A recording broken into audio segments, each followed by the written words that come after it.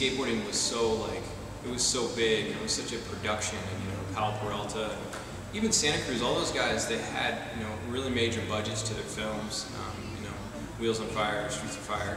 Those videos were like major productions compared to anything that I could identify with. And I still was gravitating towards the street skaters in those videos because those were the dudes that I could pull inspiration from and apply it around where I lived.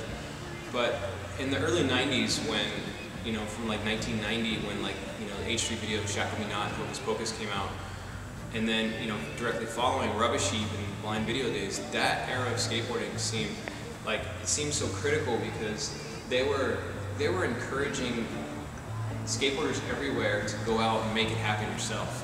And at first you felt like if you did that, it was just for you and your mom and your friends to watch.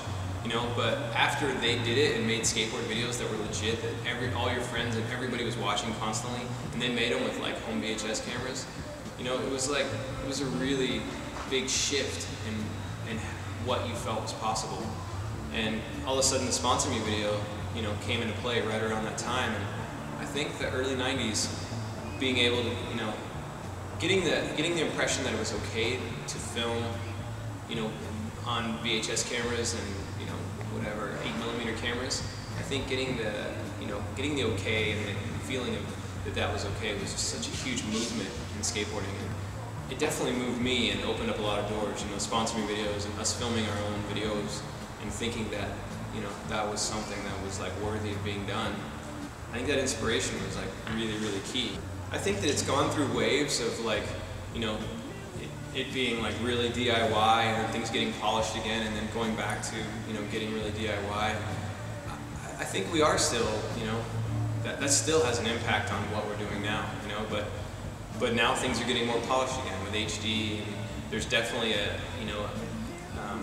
distinction between, like a Sponsor Me video and, what the videos that all the companies are making. Just the fact of the equipment getting a lot more expensive and getting a lot more, status quo, HD status quo now.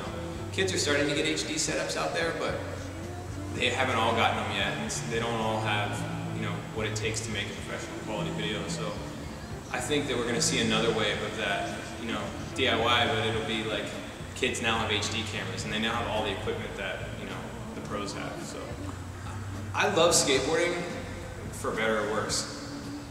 And I think there are certain elements that kind of weird me out about where things are at right now, like more, we need faster information, but that's the information age and that's the age we're in. Skateboarding is just, just progressing accordingly, to the times we're in.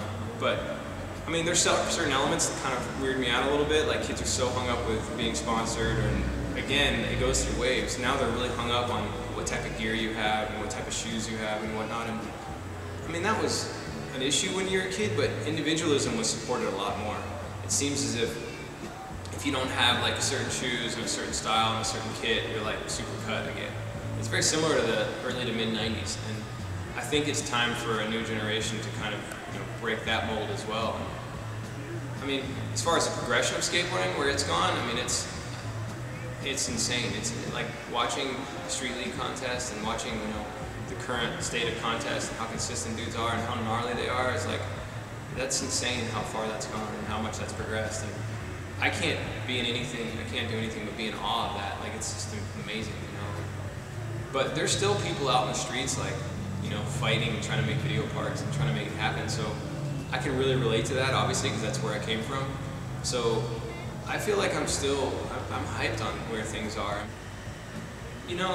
I think my biggest contribution to skateboarding is similar to what Chris Markovich did for me, and that's to prove that, you can come from an unlikely place, and if you work hard enough, and if you apply yourself, and you can make it happen.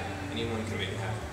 You just have to be willing to, do what it takes and wait it out. And just keep working until it happens.